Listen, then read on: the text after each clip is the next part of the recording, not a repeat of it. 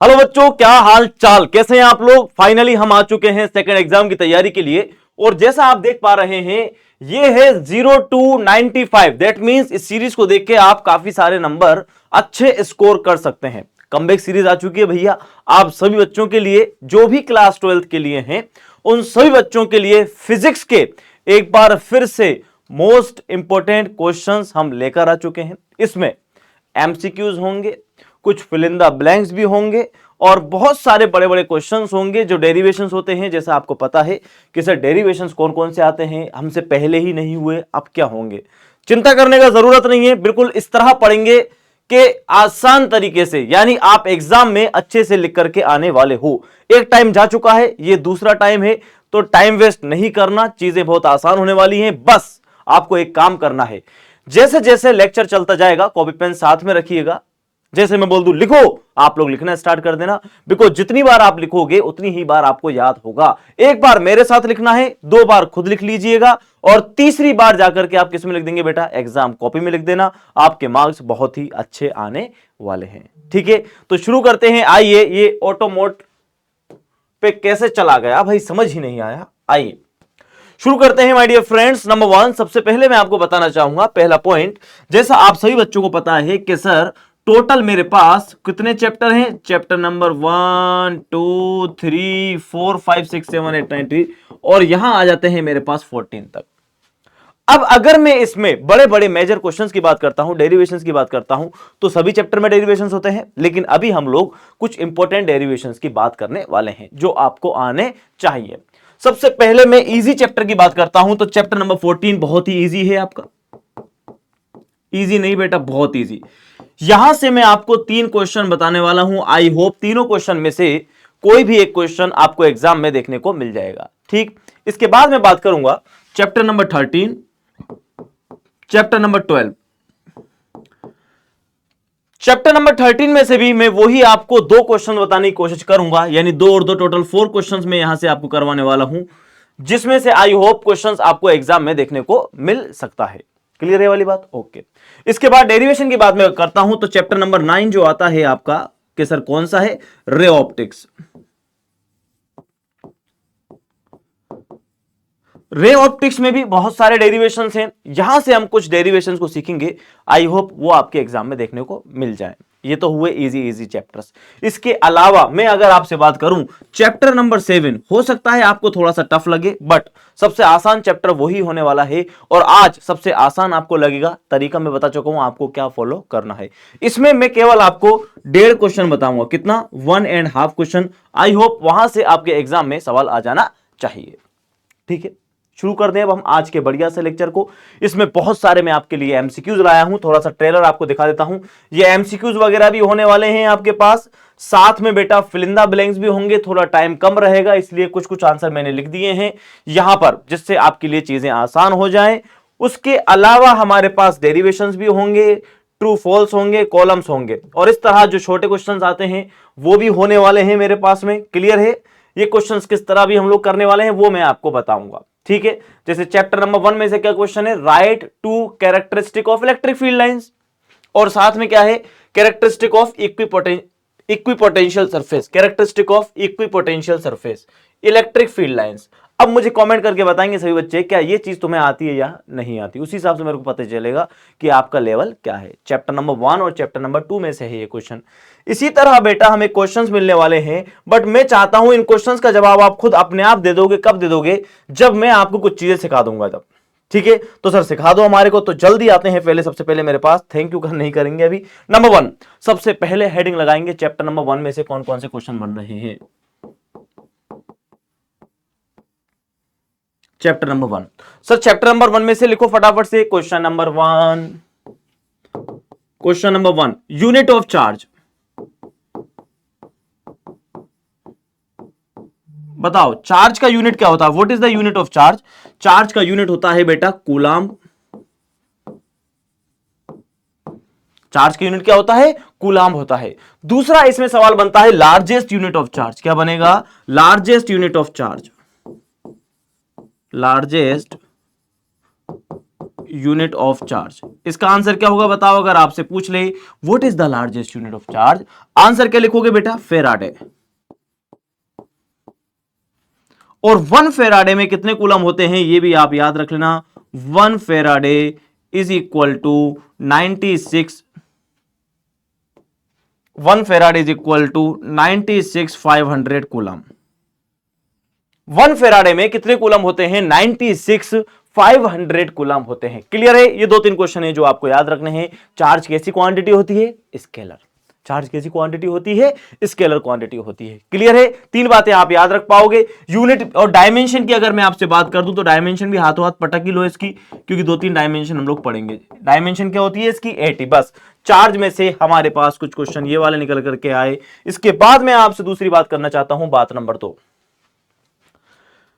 Question number next यहां से पूछता है डिफाइन इलेक्ट्रिक, क्वेश्चन नंबर 2 क्या पूछेगा, define electric dipole moment. Electric dipole moment, electric dipole moment क्या होता है बताओ। सबसे पहले हम डाइपोल को जानेंगे कि सर डाइपोल क्या होता है। डाई का मतलब होता है बेटा 2, पोल का मतलब होता है चार्ज। दैट मींस 2 चार्ज होंगे, एक होगा माइनस क्यू और एक कौन सा होगा, प्लस क्यू। और दोनों एक दूसरे से बहुत कम डिस्टेंस पर होंगे। कितनी डिस्टेंस पर, 2a डिस्टेंस पर। माइनस क्यू प्लस क्यू दोनों कितनी डिस्टेंस पर हैं, 2a डिस्टेंस पर हैं। तो इसको बोलते हैं डाइपोल। क्या कहते हैं, इलेक्ट्रिक डाइपोल। 2 चार्जेस, कितने चार्ज हैं भैया, 2 चार्जेस। 2 चार्जेस, मैग्नीट्यूड क्या है बताओ दोनों का, मैग्नीट्यूड सेम। और नेचर कैसी है बताओ, नेचर कैसी है, नेचर का मतलब होता है सर एक पॉजिटिव है एक नेगेटिव है, तो इसको बोलते हैं अपोजिट नेचर। मैग्नीट्यूड सेम है, अपोजिट नेचर के हैं। When 2 charges of same magnitude and opposite in nature are placed at very small distance,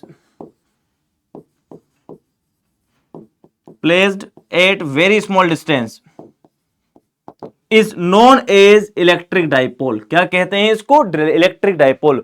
जब 2 चार्ज सेम मैग्नीट्यूड के, अपोजिट नेचर के, एक दूसरे के पास रखे होंगे, this is known as electric dipole. क्या कहलाएगा बेटा, यह इलेक्ट्रिक डाइपोल। ठीक है सर। तो सर डाइपोल मोमेंट क्या होगा, अगला सवाल आपसे यही पूछेगा एग्जाम में कि सर डाइपोल मोमेंट क्या होता है। What is a dipole moment. Dipole moment का फॉर्मूला आप याद रखोगे, vector P is equal to Q into में 2a। Vector P is equal to Q into में 2a। ठीक है सर। अब सुनना डिफाइन कैसे करेंगे। Dipole moment is equal to Q क्या है बताओ, sir this is a magnitude of charge. अबे अभी थोड़ी देर पहले ही तो बताया, what is Q, Q is a magnitude of charge. Okay sir. 2a क्या है सर, 2a है डिस्टेंस। और जब भी 2 चीजें मल्टीप्लाई की जाती हैं तो इसको बोलते हैं प्रोडक्ट। क्या कहते हैं, प्रोडक्ट। तो क्या लिखेंगे, product of magnitude of any charge and distance is known as dipole moment.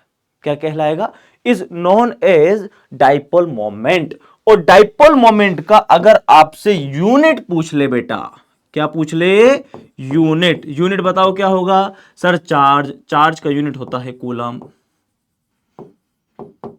Distance का यूनिट होता है मीटर। तो क्या आ गया बेटा, कूलम इनटू में मीटर, यूनिट आ गया। बोलो बेटा क्या डाइपोल मोमेंट समझ में आ गया, yes sir. P is equal to Q into में 2a। डाइपोल मोमेंट का unit coulomb into metre. Dipole moment कैसी क्वांटिटी है, वेक्टर क्वांटिटी। डायरेक्शन कहां से कहां होती है बेटा इसकी, बता। डायरेक्शन होती है इसकी नेगेटिव टू पॉजिटिव। कैसे सर, समझ में नहीं आया, मत समझे इधर आ। नेगेटिव कहां है, ये रहा, पॉजिटिव ये रहा। तो this is the direction of dipole moment represented by vector P। बोलो डाइपोल मोमेंट वाला क्वेश्चन क्लियर है, क्या डाइपोल मोमेंट वाला क्वेश्चन क्लियर है। Okay sir. तीसरे सवाल की तरफ आते हैं चैप्टर नंबर 1 में से, electric field lines. Question number 3।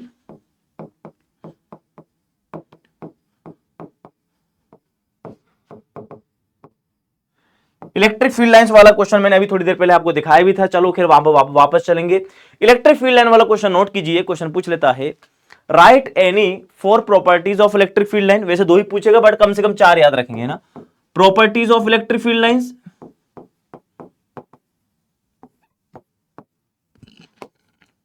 Property number 1 वो कहेगा प्लस क्यू चार्ज की वजह से इलेक्ट्रिक फील्ड बताओ किधर होगा। तो आंसर क्या होगा, electric field line due two plus Q charge, due two plus Q charge. बताओ प्लस क्यू की वजह से इलेक्ट्रिक फील्ड लाइन किधर आ रहा है, away from charge, away from positive charge,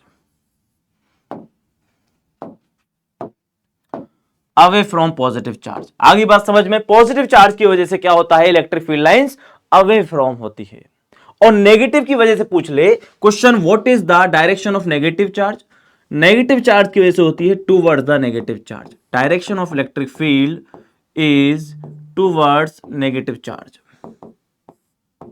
समझ में आ गया, टूवर्ड्स नेगेटिव चार्ज।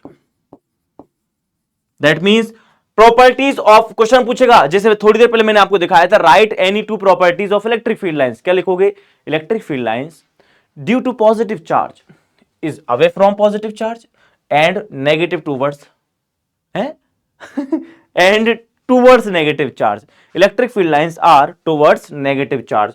2 प्रॉपर्टीज लिख दी। तीसरी property, electric field lines are from positive to negative.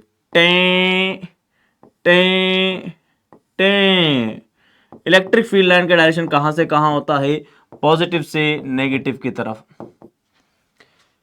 Electric field lines are from positive to negative. Most important सवाल। अब इसमें से अगले क्वेश्चन पूछ सकता है, लिखो, two electric field lines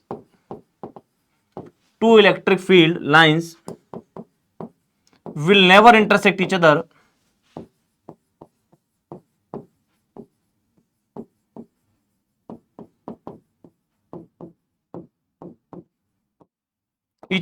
why? 2 electric field line कभी भी आपस में इंटरसेक्ट नहीं करेंगी, क्यों? इसका आंसर क्या होगा, 2 इलेक्ट्रिक फील्ड लाइन आपस में इंटरसेक्ट नहीं करती, क्यों? Because at the point of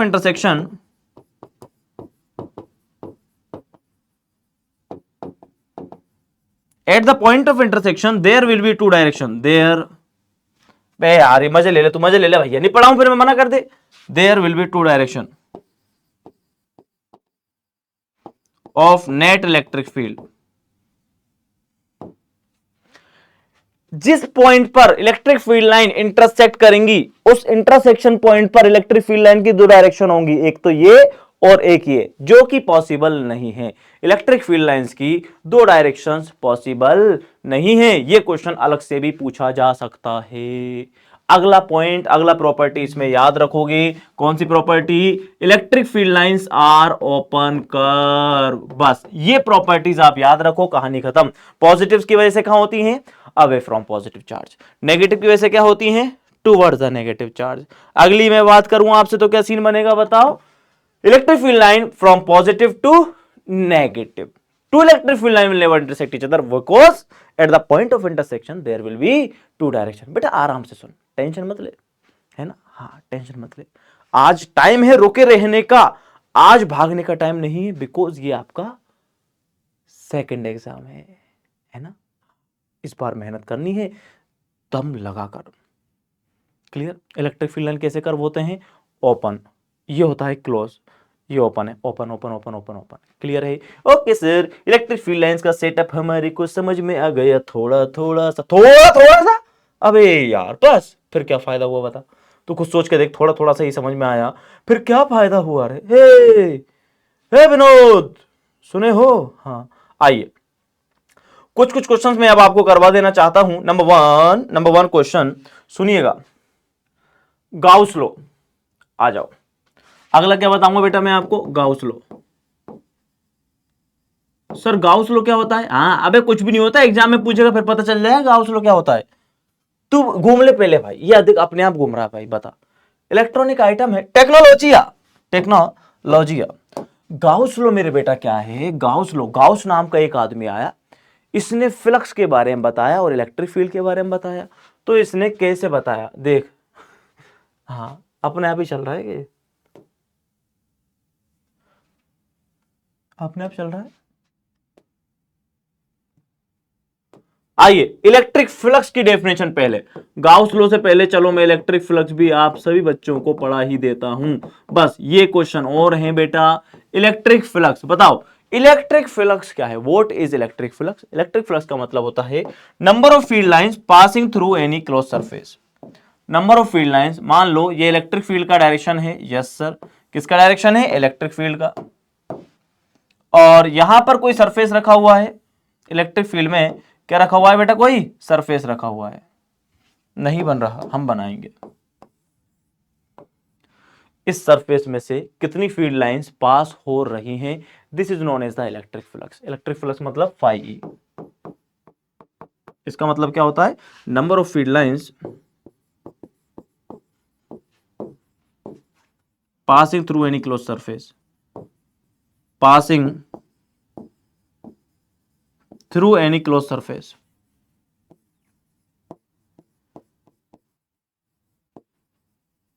उसको ही क्या कहते हैं? इलेक्ट्रिक फ्लक्स कहते हैं। फ्लक्स का फॉर्मूला आपसे पूछ ले तो फ्लक्स का फॉर्मूला होता है phi E is equal to e dot a, या फिर यूं बोल देना phi E is equal to e a cos theta. Phi E is equal to कितना? E a cos theta. Phi E is equal to कितना? E a cos theta. Clear है ये वाली बात? ओके। इसमें बेटा सवाल अगर तेरे से पूछ ले कि फ्लक्स का वैल्यू मैक्सिमम कब होता है, मिनिमम कब होता है, अब तू मुझे बताएगा, मैं नहीं बता रहा। Theta 0, theta 90। थीटा 0 पर कोस 0 का वैल्यू कितना होता है? सर कोस 0 का वैल्यू होता है 1। थीटा 90 पर कोस 90 का वैल्यू होता है 0। तो सर कोस 0 का वैल्यू 1, तो फ्लक्स का वैल्यू कितना हो गया सर? ई ए। बहुत बढ़िया। यहां फ्लक्स का वैल्यू क्या होगा बताओ? यहां फ्लक्स का वैल्यू होगा सर 0। क्या बात है। Okay my dear friends, clear है वाली बात।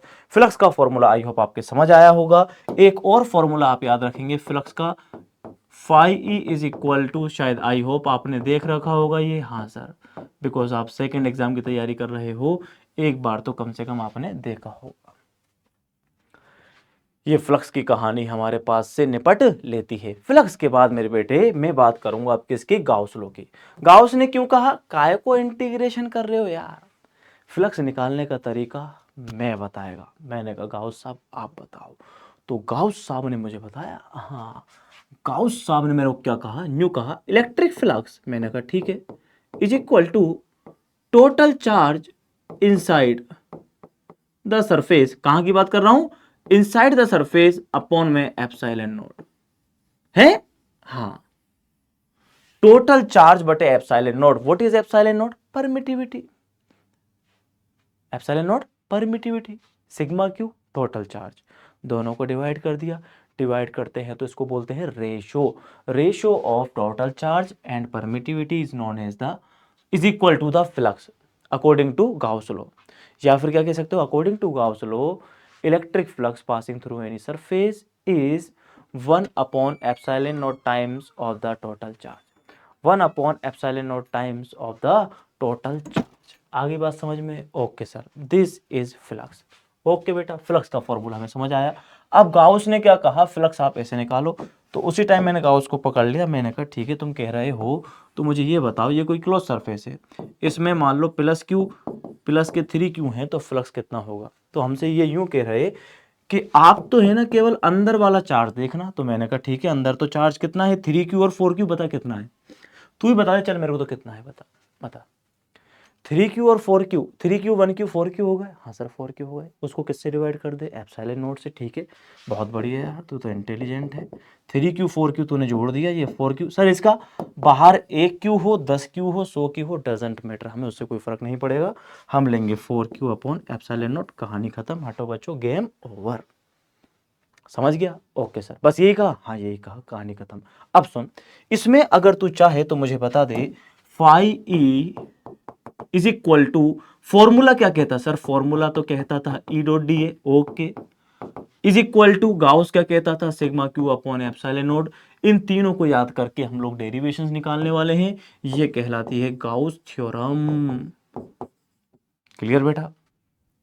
ठीक है, अब चलते हैं इसके डेरिवेशन की तरफ है, डेरिवेशन, हाँ डेरिवेशन की तरफ।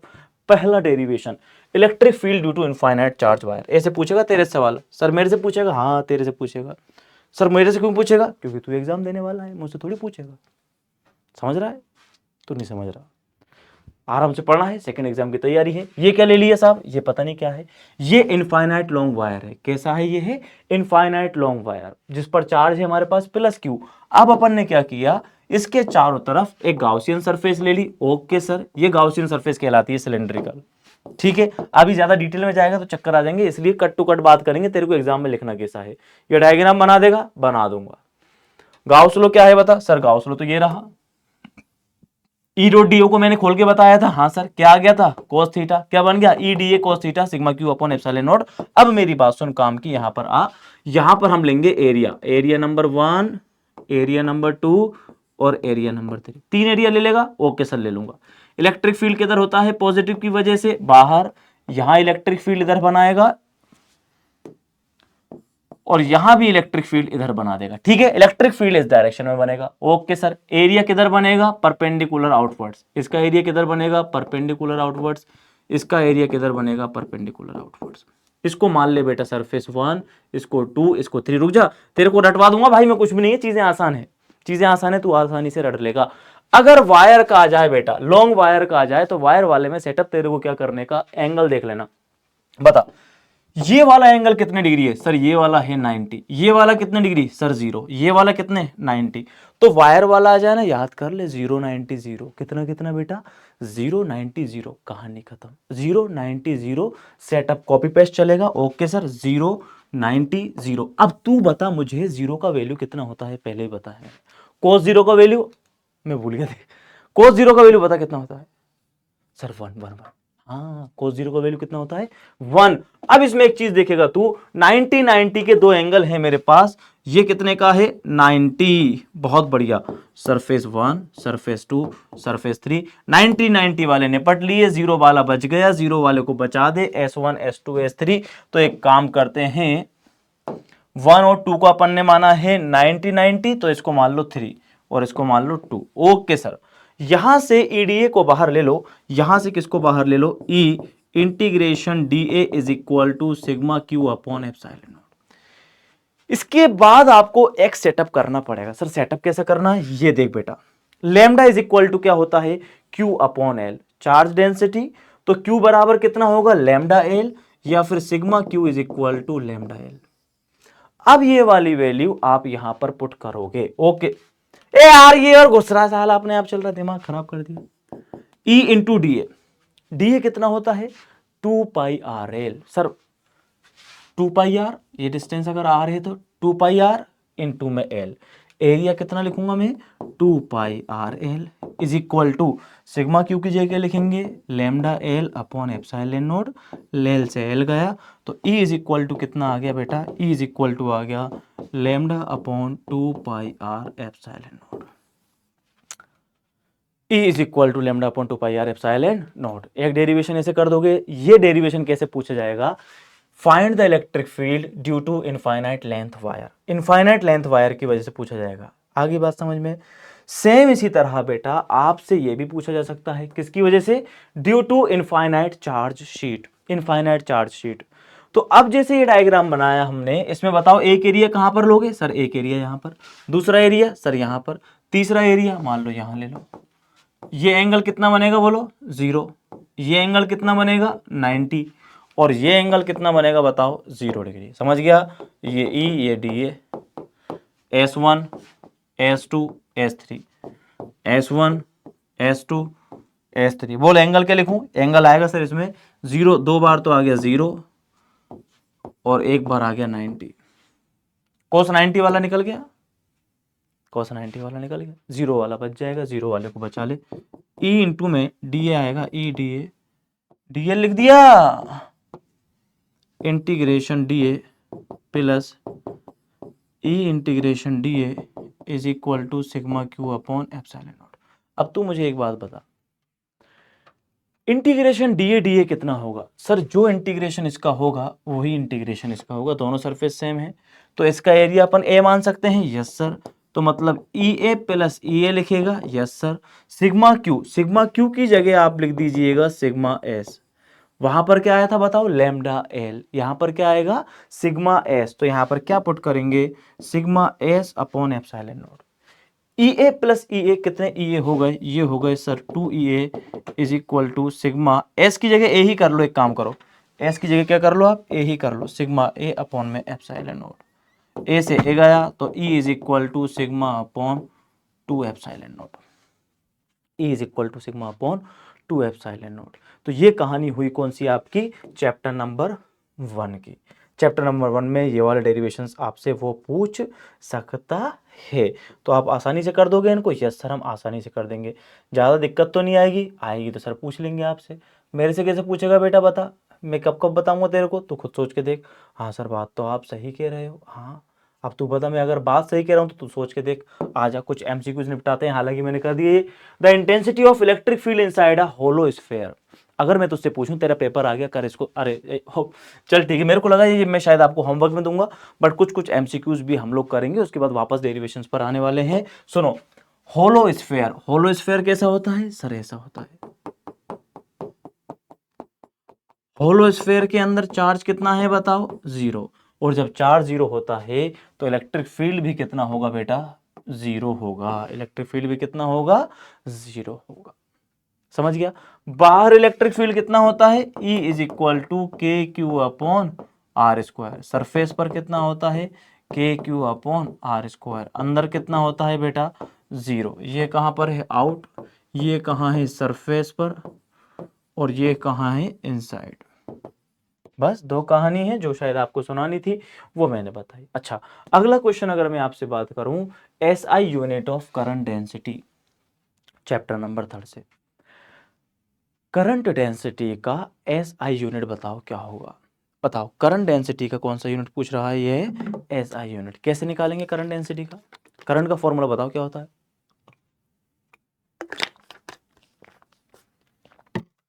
सर करंट डेंसिटी का फॉर्मूला था बेटा, J is equal to i upon है। Yes sir, J is equal to अगर आई अपॉन है तो यूनिट क्या होगा, आई। सर आई का यूनिट क्या होता है सर, एम्पियर। एरिया का यूनिट क्या हो गया बेटा, मीटर स्क्वायर। तो ampere upon metre square current density का फॉर्मूला होगा। और याद रख लेना, करंट डेंसिटी इनवर्सली प्रोपोर्शनल होती है किसके, ए के। तो ऑप्शन क्या हो जाएगा, एम्पियर पर metre square. Option number B हमारे पास यहां पर करेक्ट होगा। अगले क्वेश्चन की तरफ चलते हैं, बहुत ही आसान है, ये रहा। In which device a high resistance RH is joined in series of the coil of galvanometer। Galvanometer वाला सवाल है चैप्टर नंबर 4 से। गैल्वेनोमीटर को आप एमीटर और वोल्टमीटर में कन्वर्ट कर सकते हो। एमीटर और वोल्टमीटर में क्या कर सकते हो, कन्वर्ट कर सकते हो। सवाल आता है अब यहां से, एक छोटा सवाल आपके आसानी से बन जाएगा, गैल्वेनोमीटर को एमीटर में किस तरह कन्वर्ट कर सकते हैं सर। गैल्वेनोमीटर को एमीटर में कन्वर्ट करने के लिए हम गैल्वेनोमीटर के पैरेलल में एक स्मॉल रेजिस्टेंस लगाते हैं, जिसको शंट कहते हैं। क्या कहते हैं, शंट। ये बन जाता है एमीटर। और गैल्वेनोमीटर के सीरीज में हम एक हाई रेजिस्टेंस लगाते हैं, ये बन जाता है वोल्टमीटर। क्या बन जाता है, वोल्टमीटर। आजा, हाई रेजिस्टेंस का मतलब आर एच। किस में लगाया जा रहा है बताओ, आर एच इसमें। तो क्या बन जाएगा, वोल्टमीटर। ऑप्शन कौन सा करेक्ट होगा, वोल्टमीटर। एमीटर वाला मैंने आपको समझा दिया। अच्छा, वोल्ट अमीटर, बेटा यहाँ वोल्ट अमीटर लिखा हुआ है, इसका ध्यान रखेंगे ना, वोल्ट मीटर। अगला question, in an alternating current wattless current flow if, यार वोल्टलेस करंट कब फ्लो होता है बताओ, वोल्टलेस करंट। सर ये तो नहीं पता। आरएलसी सर्किट पता है, यस सर। आरएलसी सर्किट के अंदर अगर आपको पता हो, आर एल और सी, आर में जो एवरेज पावर का फॉर्मूला आता है कितना आता है sir, p average is equal to v r m s और i r m s. R के अंदर।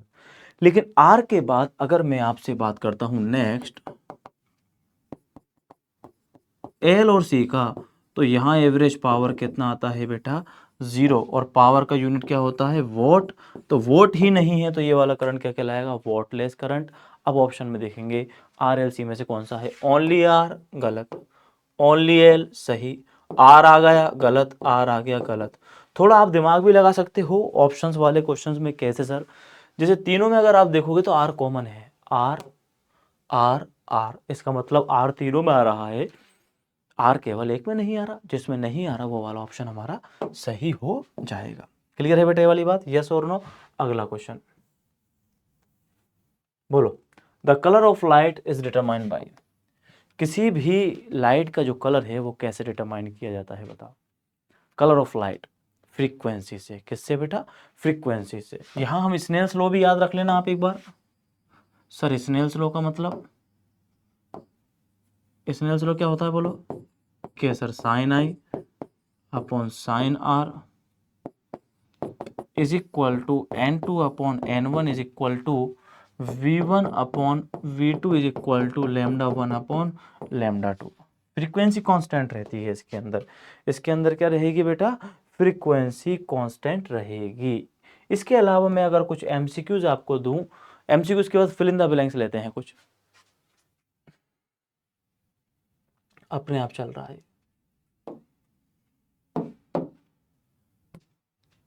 कुछ एमसीक्यूज हम लोग लेने वाले हैं। एमसीक्यूज क्या है बेटा, एयर बबल इनसाइड द गिलास बिहेव, एयर बबल को अगर किसी गिलास के अंदर हो, रख दिया जाए, रखेगा तो नहीं गिर पड़ गया मान लो वो, तो वो कैसे बिहेव करेगा याद रख लेना, कॉनकेव लेंस की तरह बिहेव करता है, सीधा है याद रखना है। अगला क्वेश्चन की अगर मैं बात करूं, diffraction from single slit experiment, diffraction याद है, डिफ्रैक्शन होता है बेटा सिंगल स्लिट से, और वहीं इंटरफेरेंस होता है, वहीं आपके इंटरफेरेंस, यार भाई वहीं आपका इंटरफेरेंस होता है किससे, डबल स्लिट से। इंटरफेरेंस जो करवाया वो किसने करवाया, वाई ने, Young's double slit experiment, Young's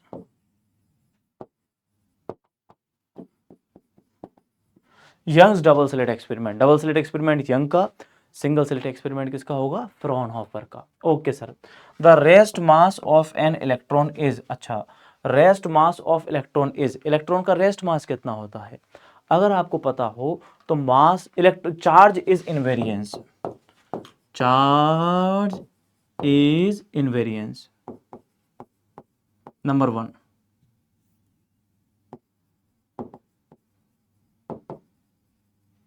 charge कैसा होता है बेटा, इनवेरियंस होता है। किसकी बात कर रहे हैं, चार्ज की। यानी दो क्वेश्चन बनेंगे, अगर आपसे पूछ ले चार्ज का वैल्यू मोशन में कितना होगा, तो चार्ज मोशन कर रहा है तो जो वैल्यू है वो ही वैल्यू चार्ज का किस में होगा, रेस्ट में। दूसरा क्वेश्चन ये वाला नहीं पूछेगा आपसे, यहां से पूछेगा किसका, फोटोन का,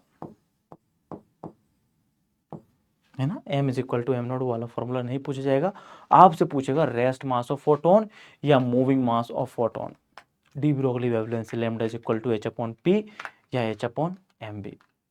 फोटोन का रेस्ट मास, फोटोन का मास आता है, बहुत अच्छा सवाल है, फोटोन का मास कब आएगा, जब फोटोन चलता है, जब फोटोन नहीं चलता तो रेस्ट मास कितना होता है बेटा उसका 0 होता है। कोई बच्चा डिटेल में वीडियो देखना चाहे तो पुराने लेक्चर्स भी देख सकता है, बाकी शायद मुझे लगता नहीं है आपको ज़रूरत होगी, क्योंकि आप इसलिए तो यहाँ पर आए हो। अगला है रदरफोर्ड एटॉमिक मॉडल में total energy electron become, electron की टोटल एनर्जी कैसी होती है बेटा, नेगेटिव होती है, नेगेटिव होने की वजह से ही वो इलेक्ट्रॉन एटम से बाउंड रहता है और उसके चारों तरफ घूमता रहता है। चारों तरफ क्या लगाता रहता है बेटा, वो चक्कर लगाता रहता है, चारों तरफ क्या लगाता रहता है, चक्कर लगाता रहता है। क्लियर है वाली बात, ये वाले क्वेश्चंस करवा दूंगी आपको अभी। चलो आ जाओ ले लेते हैं। The mass of an isolated conductor when it become the positively charge, why mass of an isolated conductor decreases when it is become positively charge. Question number 2, the electric field lines will never intersect each other, why, बताओ। Electric field inductor, ओ क्या कहा, electric field lines कभी भी आपस में intersect नहीं करती। और दूसरा क्या कह रहा है, the mass of an isolated conductor, यानी एक आइसोलेटेड कंडक्टर है, ठीक है, आइसोलेटेड का मतलब इसी का किसी के साथ में कनेक्शन नहीं है, डिक्रीजेस, इसका मास क्या हो जाता है, कम हो जाता है, when it become positively charge. तो ये बच्चों वाले सवाल है ना, ये शायद, चलो फिर भी मैंने कहा कर भाई, अगर बेटा ये पॉजिटिव हो गया तो आओ थोड़ा सा डिटेल जानते हैं। कोई भी चीज पॉजिटिव कब होगी बताओ, पॉजिटिव कब होती है कोई भी चीज? सर जब इलेक्ट्रॉन को डोनेट कर देती है, when electron release it become positive, electron release करेगा तो पॉजिटिव हो जाएगा, और इलेक्ट्रॉन को रिलीज करने की वजह से ही उसका मास कम हो जाएगा, सीधी सी बात है। अगर मैं आज बाल कटा करके आ जाऊं, मेरे कुछ बाल गिर जाएंगे, हाँ सर, बाल अगर मेरे गिर जाएंगे तो सर वजन में अरे थोड़ा बहुत तो फर्क पड़ेगा। ऐसे ही जब इलेक्ट्रॉन को रिलीज कर दिया जाता है तो बॉडी कैसी हो जाती है, पॉजिटिव। और जब बॉडी पॉजिटिव हो जाती है, और जब बॉडी पॉजिटिव हो जाती है तो फिर क्या कहानी होती है कि सर पॉजिटिव होने के बाद ही कहानी शुरू होती है उसकी, कि उसने इलेक्ट्रॉन को रिलीज कर दिया, और इलेक्ट्रॉन को रिलीज करने की वजह से ही, और इलेक्ट्रॉन को रिलीज करने की वजह से ही उसमें क्या हो गया, मास डिक्रीज हो जाता है। अगला question, two electric field lines will never intersect each other, why? बताओ इसका आंसर, मैं आपको बता ही चुका हूं, दो इलेक्ट्रिक फील्ड लाइन कभी भी आपस में इंटरसेक्ट नहीं करेंगी। क्यों? क्योंकि at the point of intersection, ये शायद मैं आपको बता चुका हूं ना, at the point of intersection there will be two direction. कितनी डायरेक्शन होंगी बेटा? दो डायरेक्शन होंगी। At the point of intersection there will be two direction which is not possible. ठीक है, आसानी से कर दोगे? यस सर, इसको आसानी से कर देंगे। कैसे, ज्यादा आसानी से करना, कम आसानी से करना, जैसे भी आप करना चाहो वैसे कर देना। अगला क्वेश्चन है, right any two differences between electrical resistance and electrical specific resistance. बताओ, इलेक्ट्रिकल रेजिस्टेंस और इलेक्ट्रिकल रेजिस्टेंस के बाद क्या पूछ रहा है आपसे, इलेक्ट्रिकल रेजिस्टेंस के बाद पूछ रहा है स्पेसिफिक रेजिस्टेंस। सर वो कैसे निकालें? इलेक्ट्रिकल रेजिस्टेंस जैसे आपको पता है, ओम्स लॉ के बारे में अगर मैं आपसे बात करूं तो ओम ने क्या कहा कि sir V is equal to I R, और R is equal to V upon I. तो R क्या है बेटा? रेजिस्टेंस। रेजिस्टेंस जो है वो V एंड I पर डिपेंड नहीं करता है।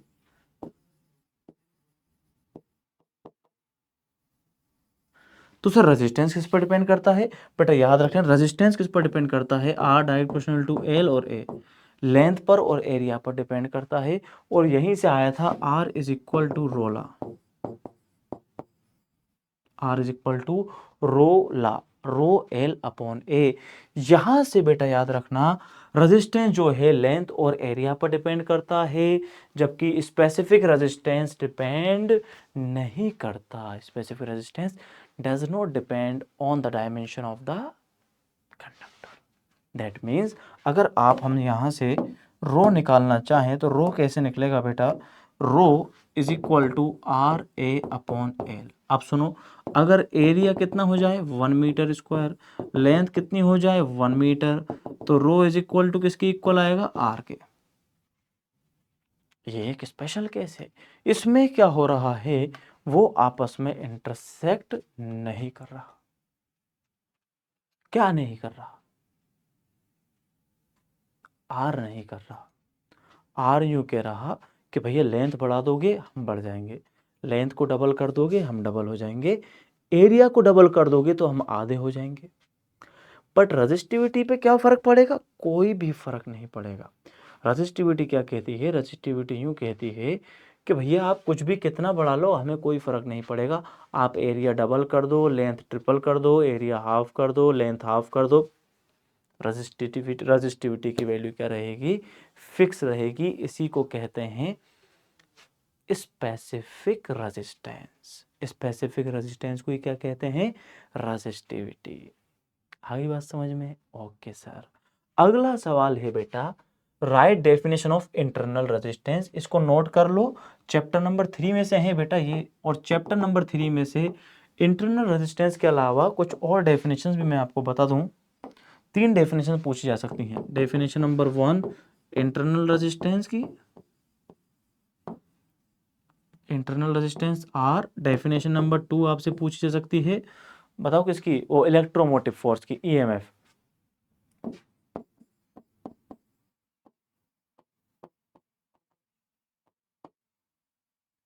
और तीसरी आपसे पूछ सकता है बेटा टर्मिनल वोल्टेज।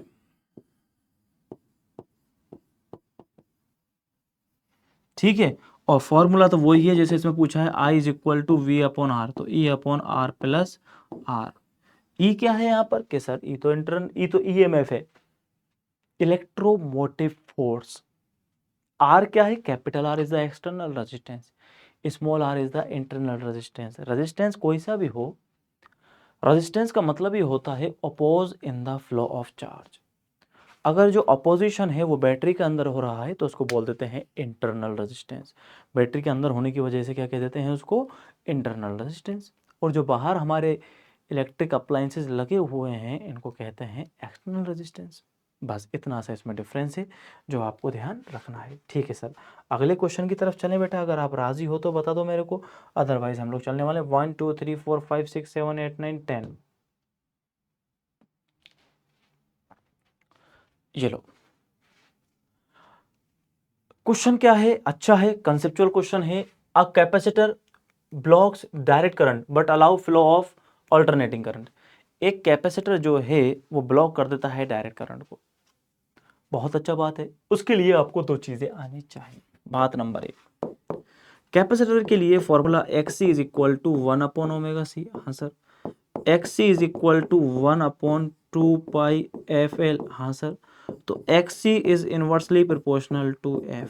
हाँ सर, यहां देखिएगा अगर मैं फ्रीक्वेंसी को 0 कर देता हूं तो XC कितना हो जाएगा, इनफाइनाइट। और फ्रीक्वेंसी 0 किस में होती है बताओ, DC के अंदर। तो DC में XC क्या हो गया, इनफाइनाइट। सर XC क्या है, XC है कैपेसिटिव रिएक्टेंस।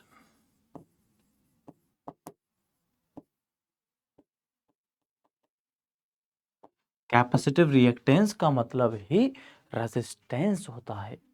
सोचो, रेजिस्टेंस ही अगर इनफाइनाइट हो जाएगा तो करंट कितनी होगी, 0। रेजिस्टेंस इनफाइनाइट हो जाएगा तो करंट कितनी होगी, 0।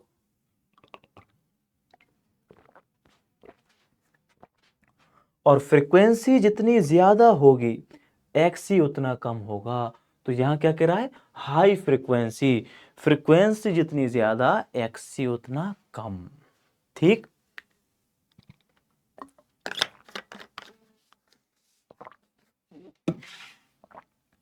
फ्रीक्वेंसी जितनी ज्यादा XC उतना ही क्या होगा बेटा, कम होगा। क्लियर है ये वाली बात, okay sir. Alternating current does not show magnetic and chemical effect. Why, alternating जो करंट है वो मैग्नेटिक इफेक्ट वगैरह शो नहीं करता है। क्यों नहीं करता है, क्योंकि बेटा ऑल्टरनेटिंग करंट हमारा कैसे चलेगा और डीसी करंट हमारा कैसे चलता है, इस तरीके से। डीसी करंट सीधा चलता है, ऑल्टरनेटिंग करंट कैसे चलता है, चेंज होके चलता है। तो ये चैप्टर नंबर 4 में मैं भी पढ़ाने वाला हूँ आपको मैग्नेटिक फ्लक्स से रिलेटेड बातें कुछ कुछ। जैसे 2-3 चीजें पढ़ेंगे हम, एक तो चेंज इन इलेक्ट्रिक फ्लक्स और एक चेंज इन मैग्नेटिक फ्लक्स, दोनों को हम कंपेयर करके पढ़ने वाले हैं चैप्टर नंबर 7 में। मैं आपको बताऊं कौन कौन से देख लेना है, एक LCR वाला क्वेश्चन देख लो बस, अभी भी मौका है, मार दो चौका है। चैप्टर 7 में कौन सा क्वेश्चन देख लो आप, LCR वाला क्वेश्चन देख लो। और इसमें मैं बताऊं और कौन सा, LCR के अलावा जो डेटा है ना आपके पास में, कौन सा वाला, वो IRMS वाला। IRMS is equal to I naught upon √2 और I average is equal to कितना होता है, 0। किसके लिए, फॉर कंप्लीट साइकिल के लिए।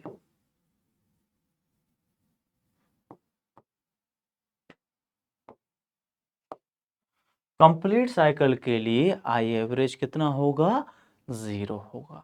ठीक है, हाफ साइकिल के लिए कितना होता है, याद है, हाफ साइकिल के लिए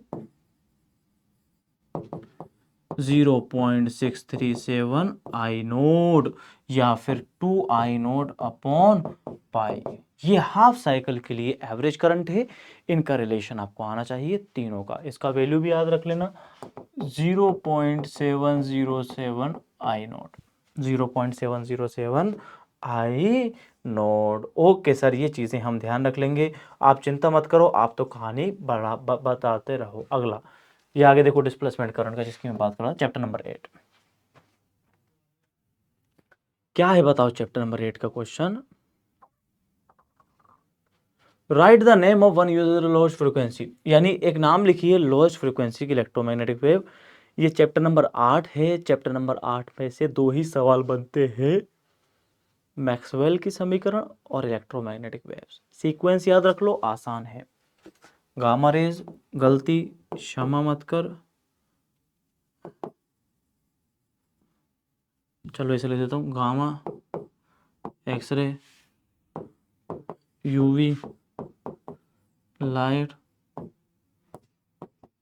infrared, microwave, radio. Light, light का मतलब पता है क्या होता है? नहीं पता सर। विबग्योर, इसका मतलब सर यहां से यहां जाने पर वेवलेंथ इंक्रीज हो जाती है।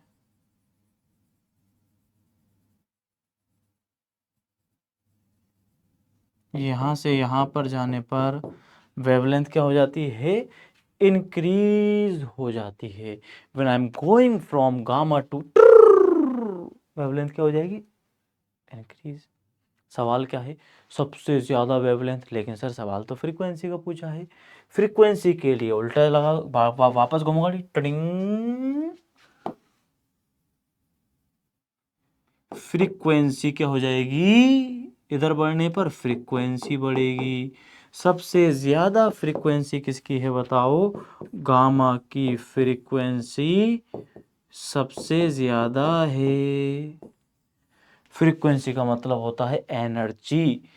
गामा में बहुत जबरदस्त एनर्जी होती है। क्वेश्चन पूछा है इसका एक यूज बताओ, तो यूज क्या हो जाएगा इसका? इसका यूज होगा बेटा, गामा का जो यूज होता है गामा थेरेपी के अंदर कैंसर वगैरह के इलाज में किया जाता है। किसमें करते हैं? कैंसर वगैरह के इलाज में हम किसका करते हैं? गामा रेज का यूज़ करते हैं, क्योंकि इनकी फ्रिक्वेंसी ज़्यादा होती है, इसलिए उसमें ना बहुत पेन होता है। इस वाली जो बीमारी है इसके अंदर क्या होता है बेटा? बहुत ही ज़बरदस्त पेन होता है। क्लियर है? अगले क्वेश्चन पर चलें। 1 2 3 4 क्या है question? The spectrum of hydrogen atom has many lines, through a hydrogen atom contains only one line, one electron why. देखो सुनो, हाइड्रोजन एटम के लिए बात कर रहा है, चैप्टर नंबर एटम से है ये, और अगला क्वेश्चन न्यूक्लियर से है। यहाँ से 2-3 क्वेश्चन आपसे पूछे जाएंगे। एटम वाले चैप्टर की अगर मैं आपसे बात करूं तो ये क्वेश्चन तो है ना, लाइमन बामर पाशन ब्रैकेट, ये तीन लाइमन बामर पाशन, तीन याद कर लो आप। तो कितनी याद कर लो? एक तो याद कर लो लाइमन, एक याद कर लो बेटा बामर, और एक याद कर लो पाशन। लाइमन बामर पाशन, है ना। चैप्टर नंबर कौन सा है? ये है 12 एवं 30, 12 और 13 चैप्टर में से है लाइमन बामर और पाशन। दोनों में किस तरह आप लोग करोगे? लाइमन की अगर मैं बात करूंगा तो लाइमन सीरीज का मतलब होता है जब भी इलेक्ट्रॉन किसी भी ऑर्बिट से कहां पर आ जाएगा? n इज इक्वल टू 1 में। लाइमन किसी भी ऑर्बिट से कहां आ जाएगा? n इज इक्वल टू 2 में, लेकिन किसी से भी नहीं, n ग्रेटर देन 2 होना चाहिए। पास्टन के लिए n ग्रेटर देन 3 होना चाहिए, और n2 इज इक्वल टू 4 होना चाहिए। अब सवाल सुनना कैसे पूछता है। बामर सीरीज कौन, तुम्हारे मैं बता रहा हूँ कौन सा आ सकता है ना। ये वाला क्वेश्चन भी देखने वाले हैं अभी अपन लोग, इसका स्पेक्ट्रम भी बनवा सकता है। लेकिन मैं आपको बता रहा हूँ एटम वाले चैप्टर में से कौन कौन से क्वेश्चंस और आपको करने हैं, 1 2 3। इसके अलावा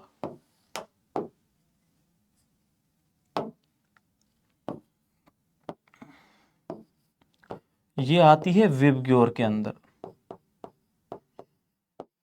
विबग्योर का मतलब कौन सा हो गया? लाइट। Okay sir. वॉयलेट से ऊपर वाला जो होगा, वॉयलेट से ऊपर वाला, ये क्या हो गया? वॉयलेट। वॉयलेट से ऊपर वाला अल्ट्रा वॉयलेट। ये क्या हुआ बेटा? रेड। तो रेड के नीचे वाला इंफ्रारेड। बहुत जोरदार सीक्वेंस है कि अल्ट्रा वॉयलेट रीजन में कौन सी रेज आती है? अल्ट्रा वॉयलेट में कौन सी रेज आती है? दूसरा क्या पूछता है अल्ट्रा वॉयलेट के अलावा? कि भैया इसमें कौन सी आने वाली है, इस तरह से क्वेश्चन आपसे पूछ लिया जाएगा। क्लियर है ये वाली बात? ओके सर, ये वाली बात हम कर देंगे, कोई दिक्कत वाली बात नहीं है। अगला क्वेश्चन ये लो बेटा, ये वाला क्वेश्चन भी इंपॉर्टेंट है आपके एग्जाम के पॉइंट ऑफ व्यू से। Right Biot-Savart law, right it's vector form, या फिर एम्पियर्स लॉ, इसका सर्क्यूटल फॉर्म। बायो-सावर्ट लॉ का आई होप सभी बच्चे जानते हैं। बायो-सावर्ट लॉ का law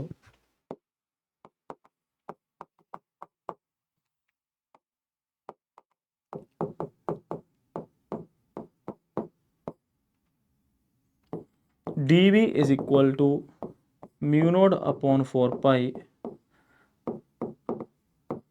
IDL sine theta upon R square. dV is equal to mu naught upon 4 pi IDL sine theta upon R square. ठीक है, dV is equal to mu naught upon 4 pi IDL sine theta upon R square.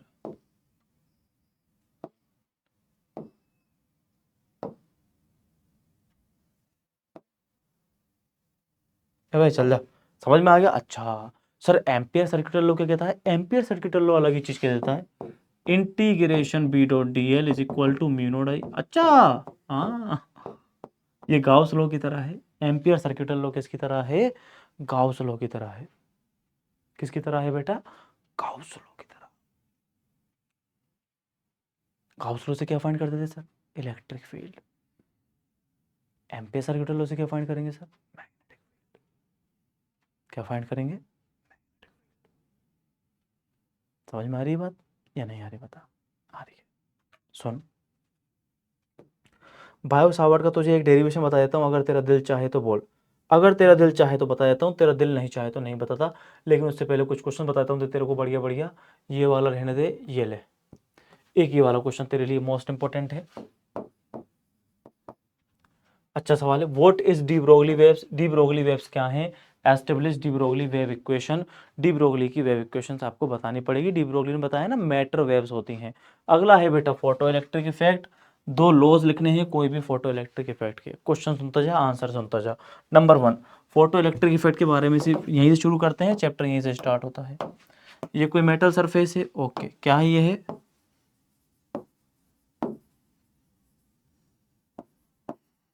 Metal surface. इस पर क्या आएंगे? Photon. Photon जैसे आएंगे, इससे क्या निकलेंगे? इलेक्ट्रॉन। फोटोन के आते ही इलेक्ट्रॉन का इजेक्शन स्टार्ट हो जाएगा। अब सर, कोई भी फोटोन आएगा इलेक्ट्रॉन को बाहर निकाल देगा? नहीं निकालता। कोई भी फोटोन इलेक्ट्रॉन को बाहर नहीं निकाल सकता। उसके लिए क्या चाहिए? Minimum energy.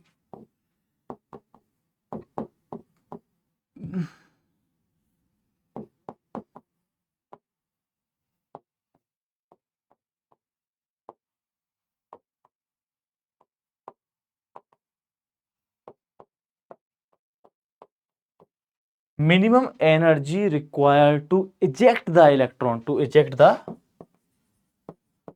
Electron. Minimum energy required to eject the electron. Minimum energy require है इलेक्ट्रॉन को इजेक्ट करने के लिए। इस मिनिमम एनर्जी को बोलते हैं बेटा वर्क फंक्शन। क्या कहते हैं? Work.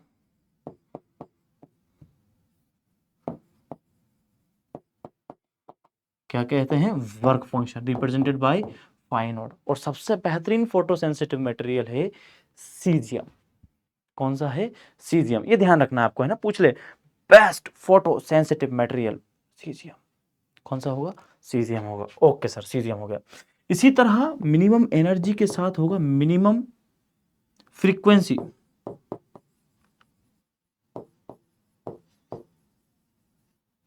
minimum frequency required to eject the electron, minimum frequency required to eject the electron is known as the threshold frequency. कौन सी फ्रीक्वेंसी कहलाएगी? है थ्रेशोल्ड फ्रीक्वेंसी।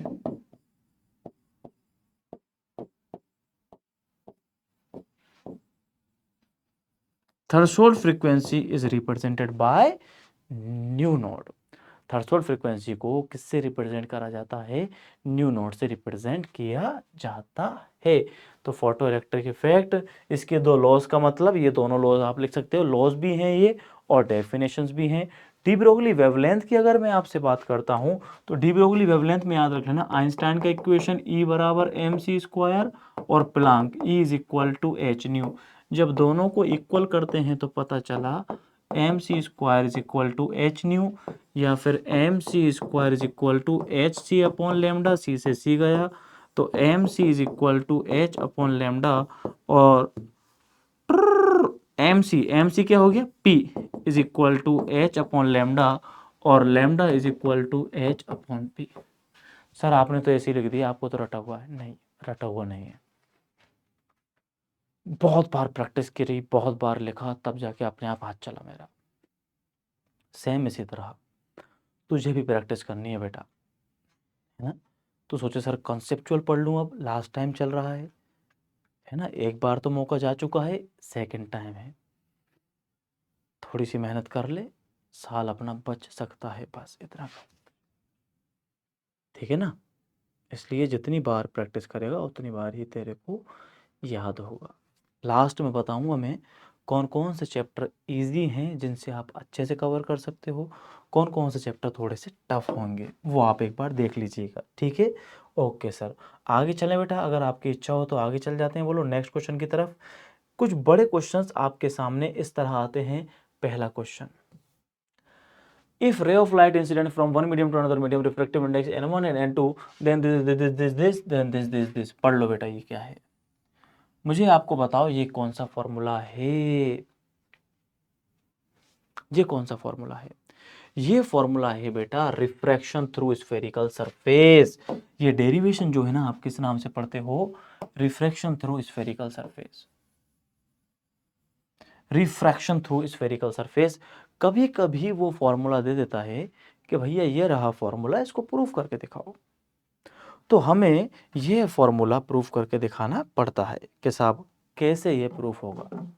आगे बात समझ में, ओके मैं दिखाऊंगा अभी आपको प्रूफ इसका दिखाने वाला हूं। अगला डेरिवेशन है बेटा टेलीस्कोप वाला। इसमें दो ही हैं, या तो माइक्रोस्कोप वाला क्वेश्चन आपसे पूछ सकता है या फिर टेलीस्कोप वाला आपसे पूछ सकता है। ठीक है, आइए चलते हैं थोड़ा आगे की तरफ। पहले क्वेश्चन बता रहा हूं मैं आपको, अगला क्वेश्चन आप ये वाला जरूर कर लीजिए सेमीकंडक्टर में से। सेमीकंडक्टर में बेटा आपसे ये दो सवाल पूछ सकता है, बस क्या पूछेगा, पी एन, अभी इनका आंसर भी बताऊंगा मैं आपको, है ना। पी एन जंक्शन डायोड का फॉरवर्ड बाइस और रिवर्स बाइस। थोड़ा सा बताता हूं बाइसिंग क्या होती है। पीएन को जब बैटरी से कनेक्ट किया जाता है इसी को बाइसिंग कहते हैं। क्या कहा मैंने, पीएन सेमीकंडक्टर को बैटरी से कनेक्ट किया जाता है तो इसको क्या कहते हैं, बाइसिंग। ठीक है सर, अगला है रिफ्रैक्शन से रिलेटेड, रेक्टिफिकेशन से रिलेटेड है, रेक्टिफिकेशन से रिलेटेड फुल वेव रेक्टिफायर। दो क्वेश्चन इसमें से आएंगे, दोनों का सॉल्यूशन देखते हैं। आइए पहले एक बार मैं आपको एक काम करता हूं, कुछ को सॉल्यूशन दिखा ही देता हूं। आ जाओ, पहला डेरिवेशन बेटा मेरा ये रहा, रिफ्रैक्शन थ्रू स्फेरिकल सरफेस। देखो क्या आपको ये वाला फॉर्मूला जाना पहचाना लग रहा है, ध्यान से देखेंगे सारे बच्चे। सर ध्यान से तो नहीं देख पा रहे, तो बिना ध्यान के देखेंगे सारे बच्चे। ये लो, क्या ये वही डेरिवेशन है जो मैंने अभी क्वेश्चन में दिखाया। चाहो तो आप इसका स्क्रीनशॉट ले सकते हो, और चाहो तो अभी जब मैं इसको करवाऊंगा तो इसको अच्छे से आप लोग करोगे। बोलो बेटा, नंबर 1 रिफ्रैक्शन की अगर वो आपसे बात कर रहा है, refraction through spherical surface. Refraction through spherical surface का मतलब हो गया, क्या हो गया बताओ, refraction through spherical surface n2 upon v minus n1 upon u is equal to n2 minus n1 upon r। अब देखो डेरिवेशन को मैंने बहुत ही बढ़िया तरीके से सजाया है, केवल आप डायग्राम देख लेना। मैं आपको बताऊंगा कहाँ कहाँ याद करना है। सबसे पहले एक स्फेरिकल सरफेस बनाई, बना दी सर। बीच में प्रिंसिपल एक्सिस बनाया, बना दिया सर। यहाँ ओ रखोगे, ओ का मतलब ऑब्जेक्ट, ओके सर। यहाँ आई डैश होगा, मैं एक बार और लिख देता हूँ अगर क्लियर नहीं है।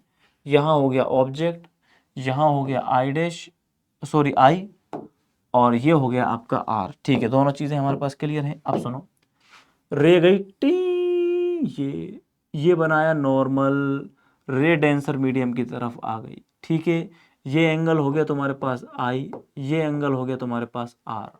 इनको नाम देना बेटा अल्फा, इसको नाम देना बीटा और इसको नाम देना गामा। क्या क्या नाम देने हैं? अल्फा, बीटा और गामा। वापस लिख देता हूँ, अल्फा, इसको नाम दे लो बेटा बीटा और इसको नाम देंगे हम गामा। और ये हो गया एंगल आई और ये हो गया एंगल आर। और ये डिस्टेंस क्या कहलाएगी? माइनस का यू, ये कहलाएगी आर और ये कहलाएगी वी। ये डायग्राम आप कम से कम एक बार बना लेना, एक बार में हो जाएगा। इसमें क्या करना है हमें? 3 स्टेप में डेरिवेशन याद रखना है। सर कैसे? स्टेप नंबर 1, सबसे पहले आप स्नेल्स लॉ याद करो। स्नेल्स लॉ क्या होता है? Sir sine I upon sine are is equal to N two upon n one. छोटे एंगल्स के लिए साइन से साइन निपट गया, कितना बचा? I upon r is equal to N two upon n one. Cross multiply करोगे तो एन वन का मल्टीप्लाई होगा आई के साथ, तो N one I is equal to N two R. N one I is equal to N two R. N one I is equal to N two R. ठीक है sir. अब मैं आपसे बात करूं, ये वाले ट्राइंगल लेना, टेन अल्फा, टेन बीटा और टेन गामा। 3 ट्राइंगल लेने हैं, tan alpha, tan beta, tan gamma. तीनों में परपेंडिकुलर कांस्टेंट रहेगा P N, P N, P N, P N. Clear है? अल्फा बीटा गामा में क्या? माइनस का यू आएगा, फिर आएगा आर, फिर आएगा वी। माइनस का यू आएगा, आर आएगा, वी आएगा। 10 10 निपट जाएंगे तो अल्फा बीटा गामा रह जाएगा। 10 10 निपट जाएंगे, क्या रह जाएगा? अल्फा बीटा गामा रह जाएगा। ठीक, अल्फा बीटा गामा रह जाएगा। अच्छा, अब हम बात करेंगे I इज इक्वल टू कितना होगा? Alpha plus beta. I is equal to alpha plus beta, तो I is equal to alpha plus beta कर दिया। Exterior angle is equal to sum of the interior angle. यहां beta is equal to किसके बराबर होगा? R plus gamma. Beta is equal to R plus gamma, तो R is equal to कितना हो गया? Beta minus gamma. R is equal to कितना हो गया? Beta minus gamma. कुछ नहीं करना। अल्फा बीटा गामा कैसे निकालेंगे? Tan alpha tan beta tan gamma. 10 से 10 गया, U R V, U minus में आता है। ये वैल्यूज चुपचाप इसके अंदर पुट कर देना। पुट करते ही यहां से जो आई और आर का वैल्यू आएगा, आई और आर का वैल्यू इक्वेशन नंबर में पुट करने के बाद हमारे पास फॉर्मूला निकल करके आएगा N two upon V minus N one upon U is equal to N two minus N one upon R. ठीक है, ये ले 1 2 3। एक डेरिवेशन तेरे को ये वाला करना है, दूसरा डेरिवेशन ये वाला कर लेना बेटा। कौन सा? रिफ्रैक्शन थ्रू लेंस, लेंस से रिफ्रैक्शन वाला। इसका फॉर्मूला सर, इसका फॉर्मूला भी याद कर लेना बेटा, सिंपल थे। बता, N two upon V minus N one upon U, ये वो वाला फॉर्मूला नहीं है क्या? ये देख, ये वो वाला फॉर्मूला है या नहीं है? हाँ सर। क्या ये भी वही वाला फॉर्मूला है या नहीं है? हाँ सर। दोनों फॉर्मूले सेम हैं बट थोड़ा सा चेंज है। कैसे? यहाँ आएगा वी डैश और यहाँ कितना आएगा? V dash. जो वहां पर u और v है ना, वो दोनों चेंज हो जाते हैं इसके अंदर लेंस मेकर फॉर्मूला में। ओके सर, तो जो पहली इक्वेशन है और दूसरी इक्वेशन है, दोनों को ऐड कर देना। दोनों में मैंने कलर अलग यूज किया है, जहां आपको याद रखना है यहाँ पर v डैश आएगा और यहाँ पर v डैश आएगा, बाकी सारा सिस्टम सेम है। जब दोनों को ऐड करोगे तो v डैश वाला चुपचाप ही निकल जाएगा। ऐड करने पर वी डैश वाला चुपचाप निकल भी जाएगा। आई बात समझ में? ठीक है सर। अब मैं आपसे बोलूं एक बात, n1 वाली टर्म को हम लोग एक साथ रखेंगे। कैसे? यहां से n1 कॉमन लेंगे, 1 अपॉन वी प्लस का है, प्लस का पहले, माइनस वाला बाद में। यहां पर आप इस चीज का ध्यान रखना, देखो यहां प्लस में मैंने कलर चेंज किया, जिससे आपको याद रखना है कि मुझे इस प्लस को माइनस बनाना है। तो माइनस बनाने के लिए मैं इसको उल्टा कर देता हूं और यहां से n2 माइनस n1 को कॉमन लेके वो यहां पर आ जाएगा, 1 upon r1 minus 1 upon r2। और वैल्यू पुट करने के बाद कितना आ गया मेरे पास? 1 upon V minus 1 upon U, 1 upon V minus 1 upon U is equal to n2 upon n1 minus 1 into में 1 upon r1 minus 1 upon r1 minus 1 upon r2। चाहो तो स्क्रीनशॉट आप एक बार ले सकते हो। अगर आप स्क्रीनशॉट लेना चाहें तो ये है लेंस मेकर फॉर्मूला। कौन सा फॉर्मूला है? ये है लेंस मेकर फॉर्मूला। क्लियर है? कौन सा फॉर्मूला है बेटा? Lens maker formula. ठीक है, ठीक है सर, अब हम चलते हैं नेक्स्ट डेरिवेशन की तरफ। इसमें आप ध्यान रखना कि सर कौन सा डेरिवेशन है, माइक्रोस्कोप वाला बता रहा हूं मैं आपको, सिंपल माइक्रोस्कोप वाला डेरिवेशन, जो भी बहुत ही आसान है। सिंपल माइक्रोस्कोप सर कैसे करेंगे? सिंपल माइक्रोस्कोप डायग्राम को देखिएगा पहले, उसके बाद कलर कॉम्बिनेशन से वापस खेला जाएगा जैसा हम लोग खेलते आ रहे हैं।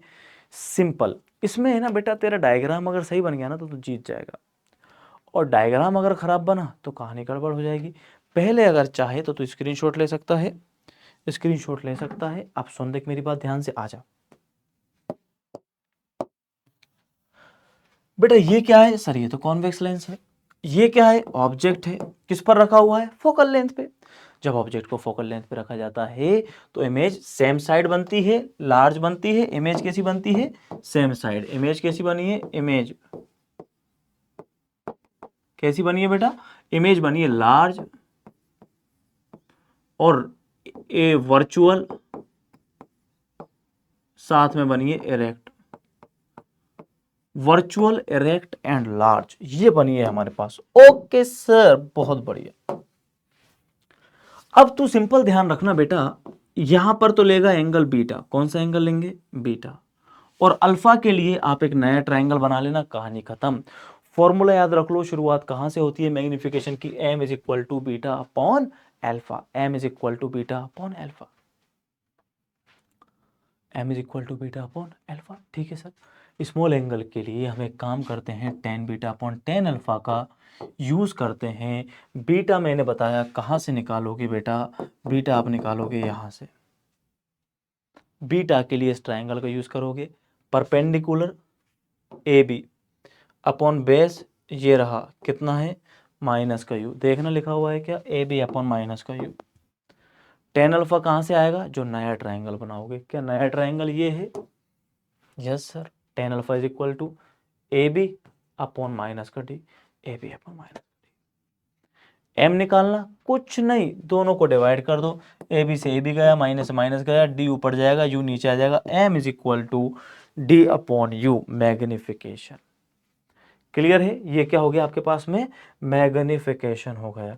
ये क्या हो गया सर? ये हो गया सर मैग्निफिकेशन। क्या हो गया? मैग्निफिकेशन। क्या हो गया? मैग्निफिकेशन। मैग्निफिकेशन। ठीक है, अगला एक डेरिवेशन सोलेनॉइड वाला तुमसे पूछा जा सकता है चैप्टर नंबर 4 से। क्या पूछेगा? Magnetic field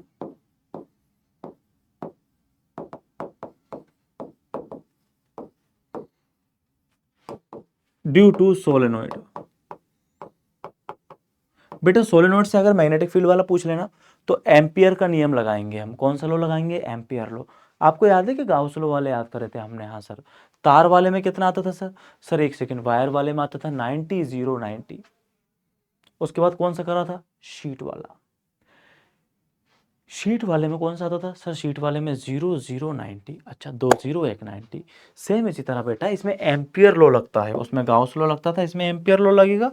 B dot D L, D L को खोलेंगे सेम इस तरह और 4 बार लिख देंगे। कितनी बार? 1 2 3 और ये 4। सर 4 बार क्यों लिखा?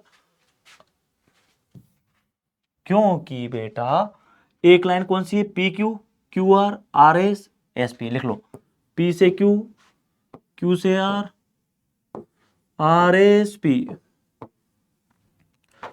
P Q R S P, P Q R S P. आगे बात समझ में? ओके सर, आगे बात समझ में। अब हम क्या करेंगे? एंगल देखो, 0 90 180 90 या 270 लिख सकते हो।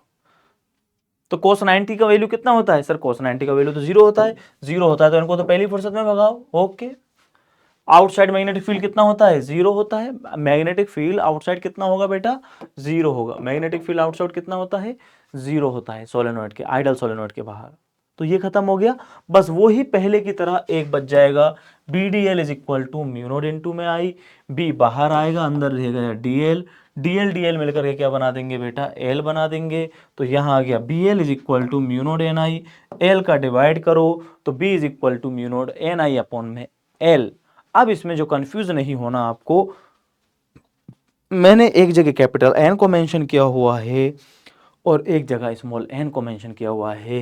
कैपिटल एन अपॉन एल ही क्या होता है, small n. Capital n upon l ही क्या होगा बेटा, स्मॉल एन होगा। ये आपको ध्यान रखना है। ठीक है सर, ठीक है सर, ठीक है सर, ठीक है क्या, ठीक है। इसके बाद एक क्वेश्चन और हमसे पूछ लिया जाता है कभी कभी, फेराडेज तथा लेंज लॉ। किसके लॉ पूछ लेगा आपसे,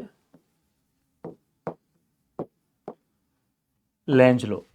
लेंज लॉ ने क्या कहा, लेंज लॉ ने यूं कहा कि अगर, लेंज लॉ ने केवल डायरेक्शन बताई थी किसकी, चेंज की। अगर आपसे Faraday's law, Lenz law chapter 6 में से कुछ भी पूछता है, उसमें सिंपल सा लॉजिक ध्यान रखना, अगर इस मैग्नेट की वेलोसिटी 0 है तो करंट भी इसमें कितना होगा, 0 होगा। क्यों, no change in flux.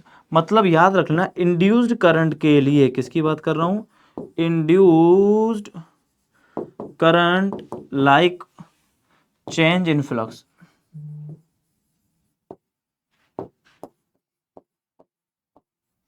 Induced current को क्या पसंद है बेटा, फ्लक्स में चेंज पसंद है। इंड्यूस्ड करंट को क्या पसंद है, फ्लक्स में चेंज पसंद है। यानी फ्लक्स में जब चेंज होगा तो करंट इंड्यूस्ड होगा, फ्लक्स में चेंज नहीं होगा तो करंट इंड्यूस्ड नहीं होगा। सिंपल सी बात आपको ये ध्यान रखनी है। अब इसमें देखो मैंने बहुत शॉर्ट तरीके से लिखा है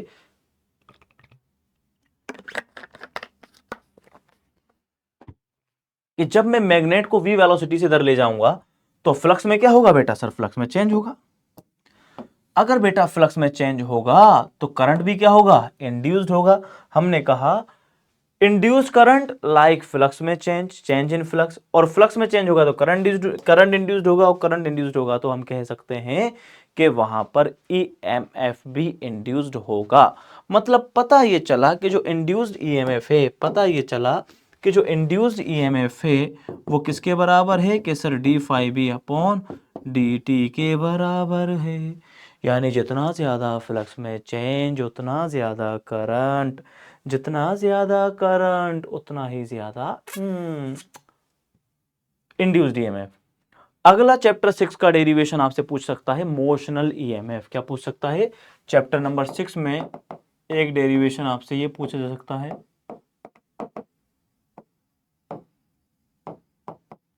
मोशनल ईएमएफ। वापस बेटा वही कलर वाला खेल होगा। बताओ इलेक्ट्रिक फ्लक्स का फॉर्मूला क्या था, ई ए। मैग्नेटिक फ्लक्स का फॉर्मूला क्या होगा, बी ए। मैग्नेटिक फ्लक्स का फॉर्मूला क्या हो गया, बी ए। और एरिया का फॉर्मूला क्या होता है, एल एक्स। ये एल है, ये एक्स है, तो क्या लिखोगे, ये है एल और ये क्या हो गया बेटा, X, L X. Sir EMF का फॉर्मूला कितना होता है, थोड़ी देर पहले बताया, E is equal to D phi P upon D T. लेकिन साथ में माइनस का साइन हम लगाते हैं। माइनस साइन किसने बताया, लेंज ने। लेंज क्या कहता था कि ये उन्हीं चीज़ों का अपोज करती है जिसकी वजह से ये प्रोड्यूस हुई है, इसलिए यहां पर आता है माइनस का साइन।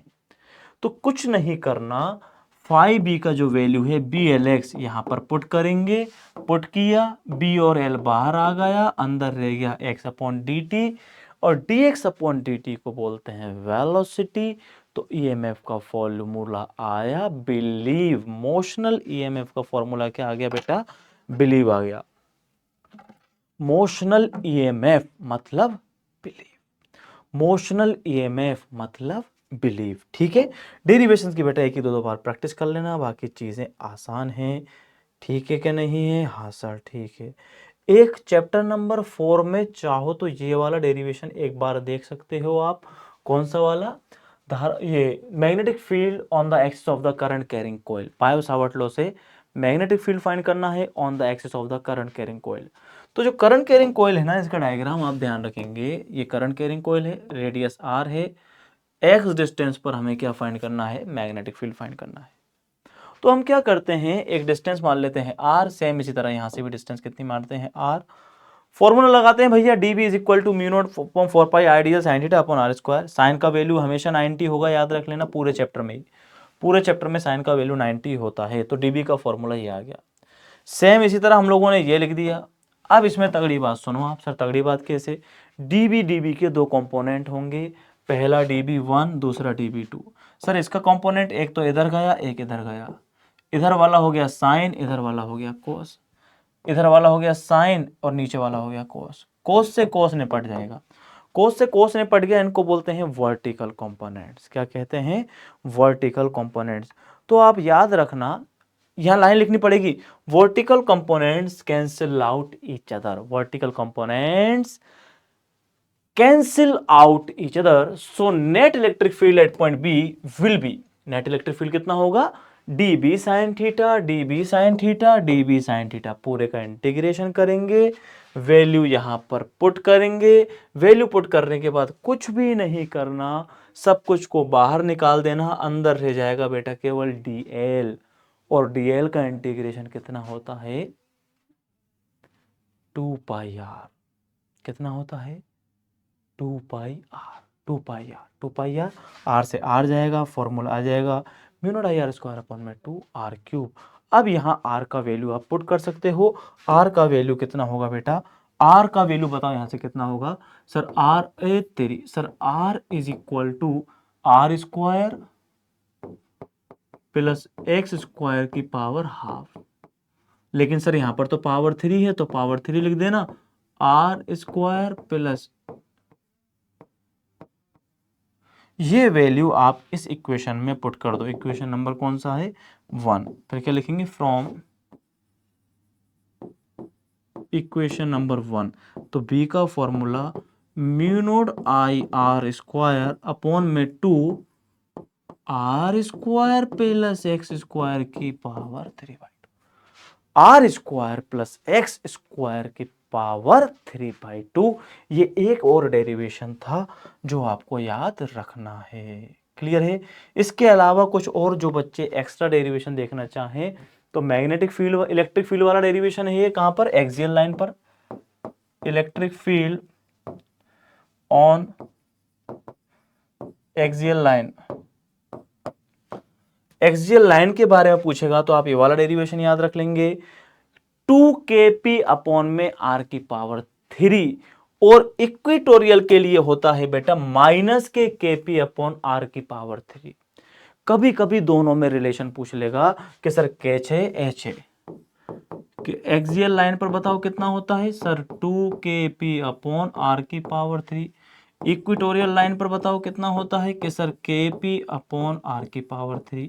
अब अगर दोनों में रिलेशन निकालना है तो आप मुझे बताओ दोनों में रिलेशन कैसे निकाला जाएगा? सर 1 मिनट हमें दे दो, आप ले लो। ई एक्स पर कितना आ रहा है? 2kp अपॉन में r की पावर 3। अगर मैं kp अपॉन r की पावर 3 की जगह, देखिएगा ध्यान से, E X is equal to 2 kp upon r की जगह क्या कर देता हूं? इक्वेटोरियल, यानी E axial is equal to 2 into E equatorial. अगला सवाल यहां से पूछा जा सकता है, अगला सवाल क्या पूछ सकता है? E axial upon E equatorial is equal to 2:1। Axial पर 2 टाइम्स होता है किसका? इक्वेटोरियल का।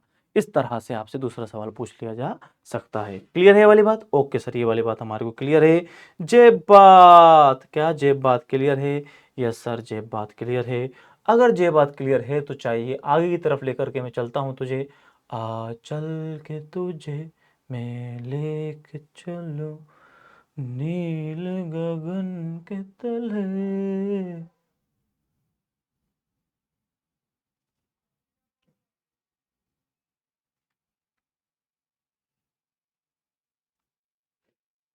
कहाँ चला गया? हाँ ये रहा। एक बेटा पैरेलल प्लेट कैपेसिटर का चैप्टर नंबर 2 में से पूछ ले सकता है।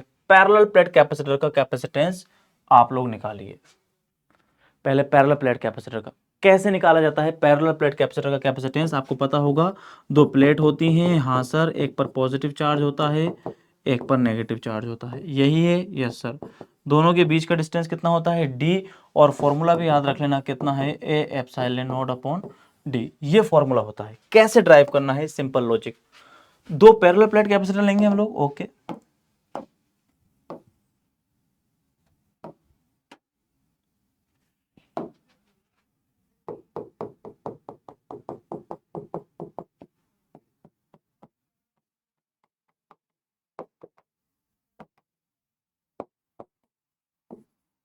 ठीक है। अब सुनो, पैरेलल प्लेट पर मान लो चार्ज कितना है? क्यू। अब मेरी बात सुनिएगा, हमें निकालना है sir C is equal to Q upon V, लेकिन V का फॉर्मूला होता है E इंटू डी, तो E निकालना पड़ेगा। E निकालने के लिए भैया E का फॉर्मूला आएगा सिग्मा अपॉन 2 एप्सिलॉन नोट, यहां से E निकालेंगे plus sigma upon 2 epsilon note, याद है प्लेट वाला करा था सर, सिग्मा निकालना पड़ेगा तो सिग्मा का फॉर्मूला होता है Q अपॉन A। तो ये डेरिवेशन का प्रोसेस याद रहना चाहिए। अब करना कैसे है मैं आपको बताता हूं। सबसे पहले सिग्मा लिखेंगे, सिग्मा का मतलब सरफेस चार्ज डेंसिटी,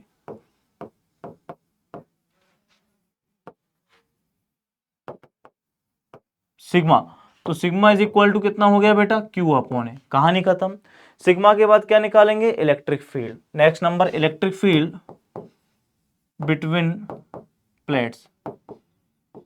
बताओ इलेक्ट्रिक फील्ड कैसे फाइंड किया जाएगा कि sir electric field is equal to sigma upon 2 epsilon naught plus sigma upon 2 epsilon naught, तो E इज इक्वल टू कितना आ जाएगा, सिग्मा अपॉन एप्सिलॉन नोट। चाहो तो इसको भी सीधा लिख सकते हो, चाहो तो, पूरा खेल ही किसका है, चाहने का है, चाहो तो इसको लिख सकते हो।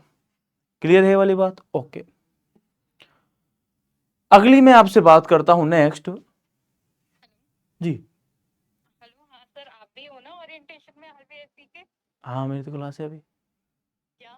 हाँ क्लास में ही हूँ मैं तो 49 में हूँ स्टूडियो में। अच्छा, है ठीक ना? है, मैं भी आ रही हूँ। ठीक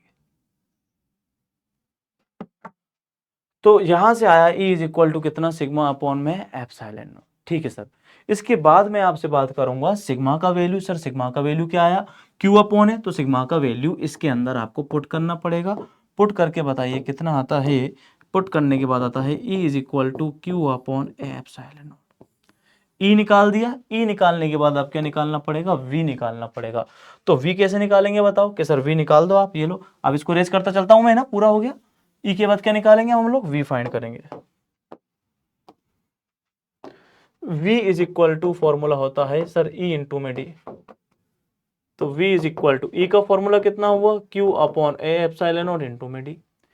V निकाल दिया, V के बाद अब फाइंड करना पड़ेगा हमें C।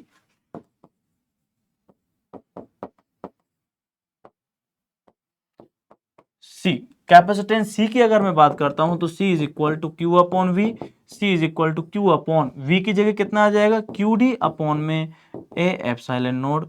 Q से Q गया तो C is equal to A epsilon naught upon D। Air में है ये। और अगर आपने डाइलेक्ट्रिक फिल कर दिया, क्या फिल कर दिया, डाइलेक्ट्रिक, इफ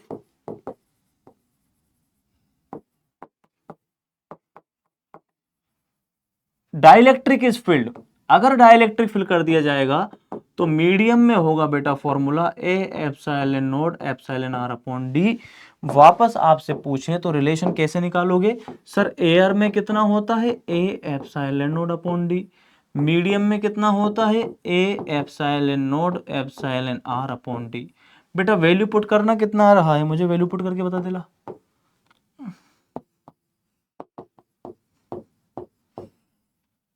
डाइलेक्ट्रिक फिल करने से कैपेसिटेंस का वैल्यू इंक्रीज हो जाता है, डाइलेक्ट्रिक फिल करने से कैपेसिटेंस का वैल्यू इंक्रीज हो जाता है। ठीक है, okay sir, okay sir, okay sir. हाँ रे, आजा आजा, और कुछ कुछ क्वेश्चन जो मैं बताता जाऊंगा ये आप करिएगा, बाकी आपको करने की जरूरत नहीं है। ये देखो एलसीआर वाला परिपथ आ गया, एलसीआर वाला सर्किट, ये भैया आराम से करना है। एक ट्रांसफॉर्मर जरूर देख लेना, ट्रांसफॉर्मर का प्रिंसिपल क्या है बताओ, म्यूचुअल इंडक्शन। ट्रांसफॉर्मर किस पर काम करता है, म्यूचुअल इंडक्शन पर काम करता है। ट्रांसफॉर्मर में ये फॉर्मूला रेशियो पूछ रहा है, तो E S upon E P is equal to N S upon N P is equal to I P upon I S. देखो बड़ा क्वेश्चन है लेकिन तोड़ के दिया है। एक प्रिंसिपल पूछा, बस इतना ही लिखना है। अगर क्वेश्चन पूछे तो प्रिंसिपल पूछा, प्रिंसिपल लिख दो, it works on the principle of the mutual induction.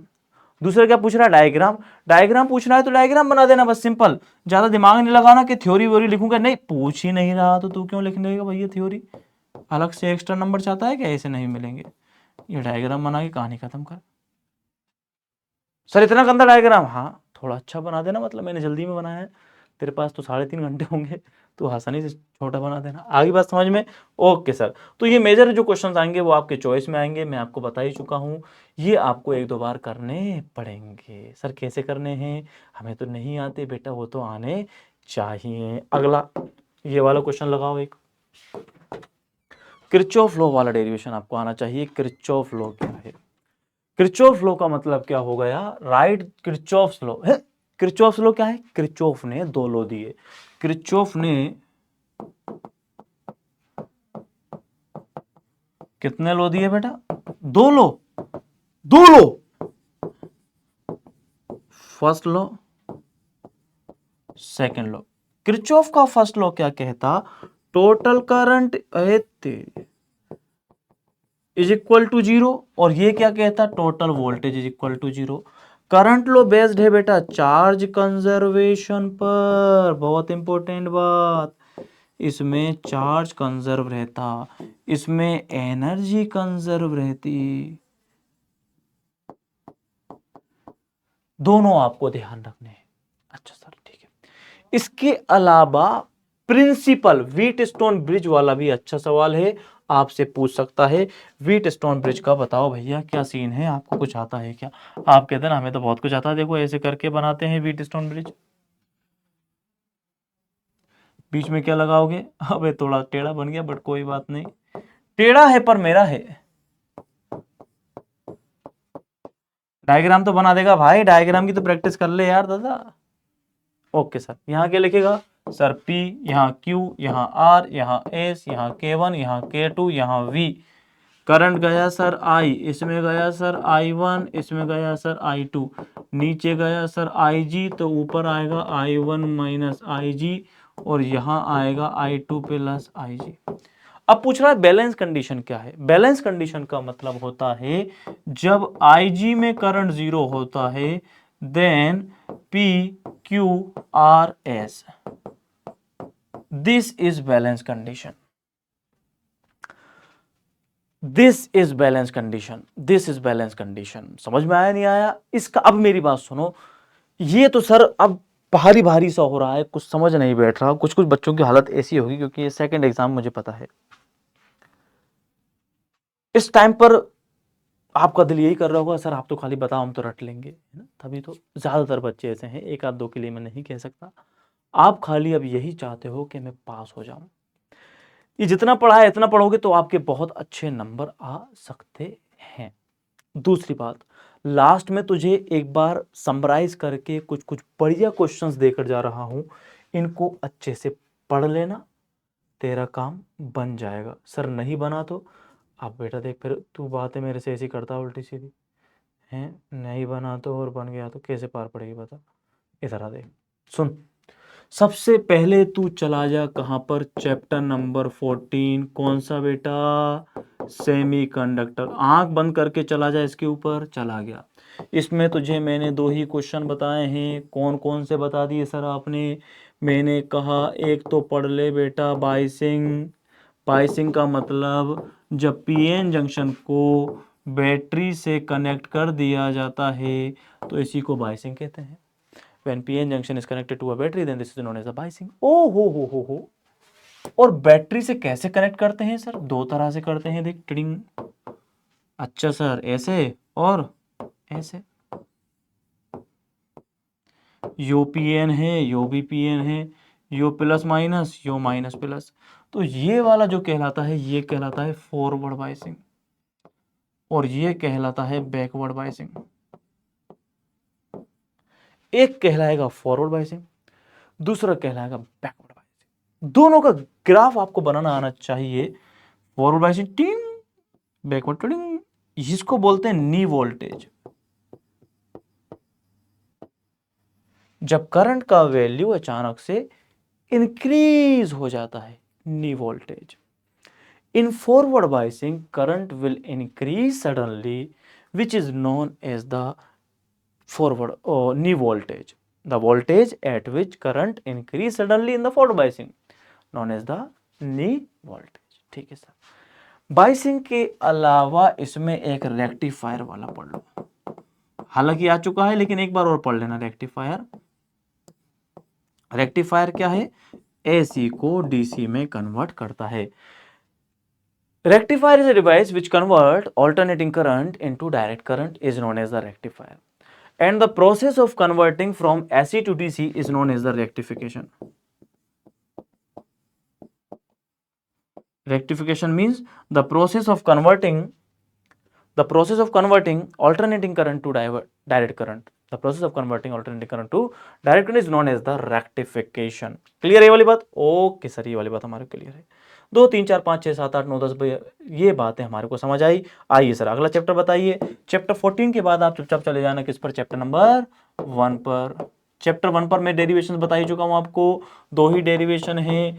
एक तो है बेटा डाइपोल वाले, अगर डाइपोल वाले भी नहीं हो रहे हो तो गाउस लॉ वाले कर लेना। कौन से वाले? Gauss law. दोनों में से कोई से कर लो, चॉइस आपकी है, ठीक है। चैप्टर 1 के बाद आप चले जाना किस पर? Chapter number 2। चैप्टर नंबर 2 पर हम क्या पढ़ने वाले हैं? कैपेसिटर। चैप्टर 2 पर क्या पढ़ने वाले हैं? कैपेसिटर। सर चैप्टर 2 के बाद किस पर चले जाऊं? चैप्टर 2 के बाद चले जाना तुम किस पर? Chapter number 9, ray optics. थोड़ा सा बड़ा है, डेरिवेशन की प्रैक्टिस करनी पड़ेगी, बट नंबर एकदम से देखे जाएगा फचाक देनी से। 9 के बाद तुम चले जाना चैप्टर नंबर 11, 12 और 13। 11 कौन सा था? फोटो इलेक्ट्रिक इफेक्ट वाला। 12 कौन सा है? एटम वाला। और 13 कौन सा है? न्यूक्लियर वाला। इसमें 3 सवाल हैं बस, खाली जो मैं दे दूंगा यहाँ पर आपको मिल जाएगी PDF के फॉर्मेट में, बस खाली उनको कीजिएगा, ठीक है। 11, 12, 13, 14 हो गया, 1 हो गया, 2 हो गया, 3, 4। 4 में एम्पियर लॉ और गॉस लॉ बता ही चुका हूं मैं, है ना। 4 में क्या? चैप्टर नंबर 4 में एक बार एम्पियर लॉ देख लेना, अगर कुछ भी जिन बच्चों को समझ में नहीं आ रहा, एम्पियर्स लॉ वाला डेरिवेशन। 4 के बाद आ जाओ आप 5th और 6th, उसका मैंने बता ही दिया। 8 वाले का तो 5th में बेटा 2 ही सवाल, मैग्नेटिक फ्लक्स और एक टेबल, पैरामैग्नेट, डायमैग्नेट और फेरोमैग्नेट। इसके बाद आ जाओ आप 7 पर LCR पढ़ लो, ट्रांसफॉर्मर पढ़ लो। 7 पर क्या पढ़ना? LCR और ट्रांसफॉर्मर, ठीक है सर। इसके अलावा बेटा फिर अब जितना टाइम बचता जाए उस हिसाब से आप पढ़ते जाइएगा, जैसे भी आपका सेटअप बनता जाए। Thank you. जैसे भी आपका सेटअप बनता जाएगा उसी हिसाब से आप कवर करते हुए चलेंगे। बात समझ में आ रही है? ओके।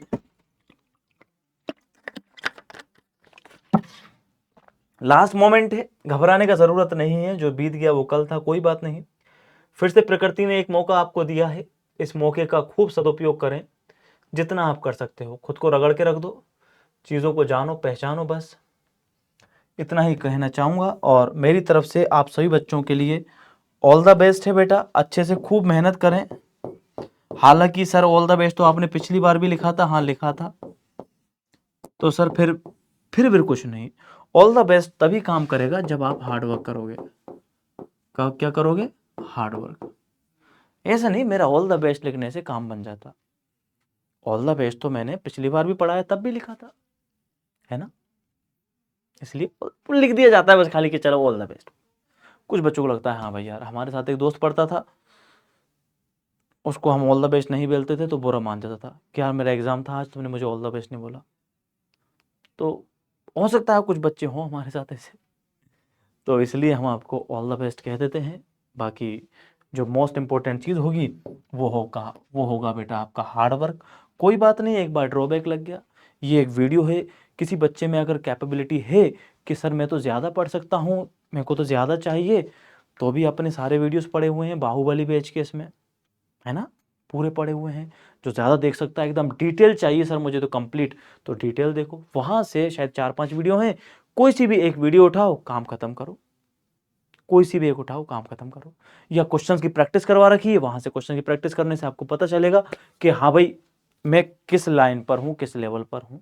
बाकी ये जो था सीक्वेंस, इसमें भी भैया चीज़ें देखो, थोड़ा थोड़ा मेहनत आपको करनी पड़ेगी, थोड़ी नहीं अब तो बहुत ज़्यादा करनी पड़ेगी। 1 2 3 4 5 6 7 8 9 10 बार लिखो, लिखने से प्रैक्टिस होगी, बस ये कहना चाहते हैं। अच्छे से पढ़ाई करो बेटा। Thank you so much.